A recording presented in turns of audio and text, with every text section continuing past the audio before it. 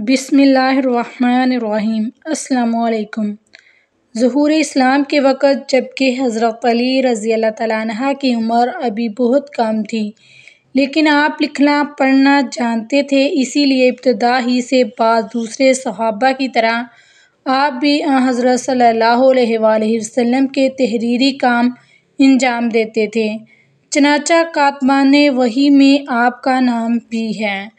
حضرت صلی اللہ علیہ وآلہ وسلم کی طرف سے جو مکاتیب فرامین لکھے جاتے تھے، ان میں بعض آپ کے دست مبارک کے لکھے ہوئے تھے۔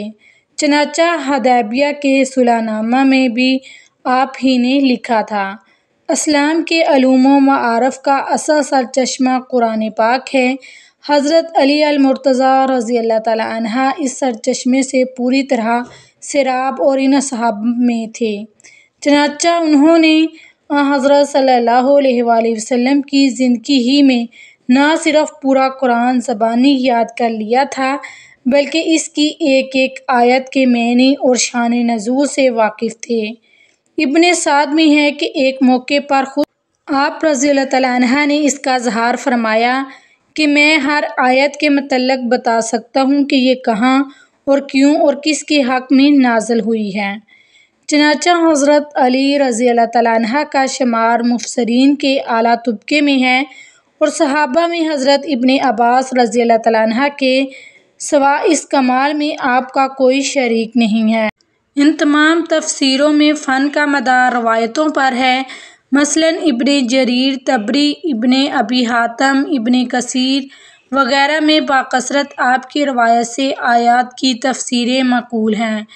ابن سعد میں ہے کہ آپ نے حضرت صلی اللہ علیہ وآلہ وسلم کی وفات کے 6 مہینے تک جو گوشہ نشینی اختیار کی، اس میں آپ نے قرآن مجید کی تمام سورتوں کو نزول کی ترتیب سے مرتب کیا تھا۔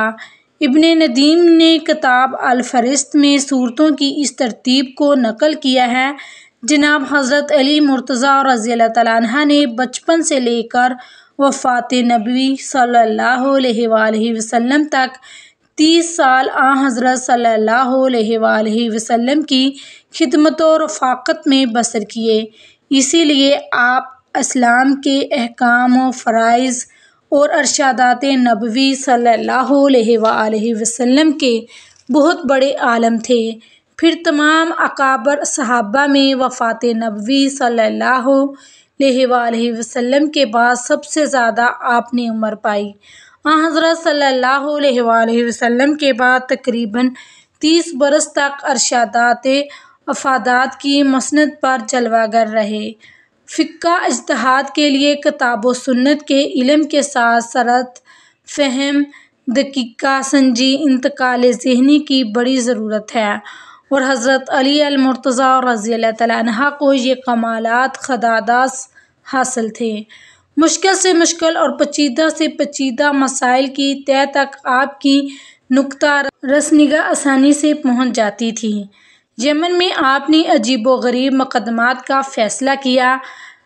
یمن نیا نیا مسلمان ہوا تھا، پرانی باتیں بھی تازہ تھیں۔ ایک دفعہ ایک عورت اپنے نومولود بچے کو لے کر حضرت علی کی خدمت میں روتی ہوئی حاضر ہوئیں۔ اس کے ساتھ 3 مرد بھی تھے۔ وہ تینوں مرد اس بات کا دعویٰ کر رہے تھے کہ یہ بچہ اس کا ہے۔ ہر مرد کا یہ دعویٰ تھا کہ پیدا ہونے والا بچہ اس کو دیا جائے۔ اب حضرت علی رضی اللہ تعالیٰ عنہ اس عورت سے کہنے لگے، تم ہی سچ بتا دو کہ یہ بچہ کس کا ہے۔ عورت کہنے لگی، مجھے نہیں معلوم کہ تینوں میں سے اس بچے کا باپ کون سا ہے۔ جب مجھے حمل ٹھہرا تو اس مہینے میں نے ان تینوں سے ہم بستری کی تھی۔ میری آپ سے درخواست ہے کہ میری غلطی کو معاف فرما دیجیے۔ حضرت علی رضی اللہ تعالیٰ عنہ ان مردوں سے پوچھنے لگے، تم میں سے اس عورت کا شوہر کون ہے؟ ایک مرد نے ہاتھ کھڑا کیا تو آپ رضی اللہ تعالیٰ عنہ نے اس سے فرمایا کہ کیا تم حلف کہہ سکتے ہو کہ یہ بچہ تمہارے نطفے پیدا ہوا ہے؟ شوہر کہنے لگا، نہیں، میں اپنی بیوی کی بدکاری دیکھ کر اب بالکل کچھ نہیں کہہ سکتا۔ سارے مجمع میں خاموشی چھا گئی کہ کیسا عجیب و غریب معاملہ ہے۔ اس کا فیصلہ کیسے ہوگا؟ وہاں مشرکین بھی موجود تھے، کہنے لگے آج علی رضی اللہ تعالیٰ عنہ سے فیصلہ نہیں ہو پائے گا۔ خیر حضرت علی نے خاموشی اختیار کی اور پھر فرمانے لگے اس پیدا ہونے والے بچے کی دیت کے 3 حصے کیے جائیں۔ پھر آپ نے قرہ ڈالا، جس کے نام قرہ نکلا اس کو بچہ دے دیا اور باقی دونوں کو دیت کے 3 حصوں میں سے 2 حصے پہلے شخص سے لے کر دے دیے جس کے نام قرہ نکلا تھا۔ سبحان اللہ، صدقے جائیں حضرت علی رضی اللہ تعالیٰ عنہ کی ذہانت۔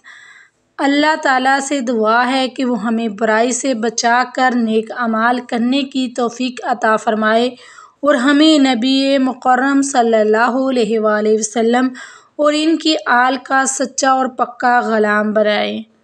آمین ثم آمین۔ جزاک اللہ۔ السلام علیکم۔